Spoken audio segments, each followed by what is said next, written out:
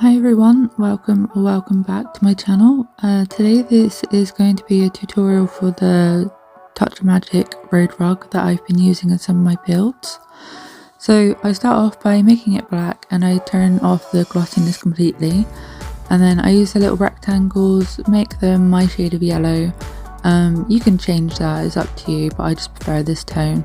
I shrink the rectangle down as small as possible and then I just move it to the edge of the black rug, and then I just repeat this over and over and over, stacking it on top of each other. I do this on an Xbox, so it's a little bit fiddly.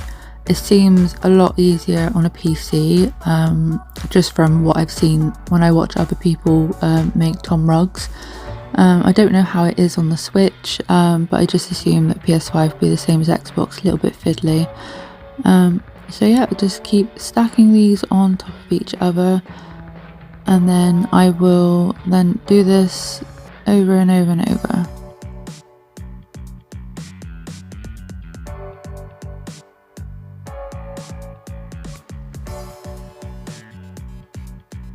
Okay, so now that side is done, I will then slowly creep over to the other side and repeat it over here. Again, just shrinking it completely down, stacking it on top of each other, trying to angle the map because it just sucks trying to do this. It's very fiddly, but when you get the hang of it, it's kind of easy. But it's just trying to work with the camera angle sometimes is the thing that enrages me the most. So for the first example I will show you, I will just add the lines all the way through on either side, just to create a straight road.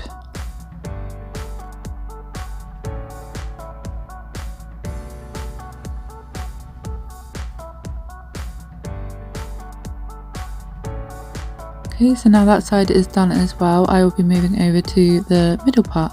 So yeah, make this white. I leave the size of the rectangle just the way the game spits out. I don't enlarge it and I don't shrink it. And very simply just line it together.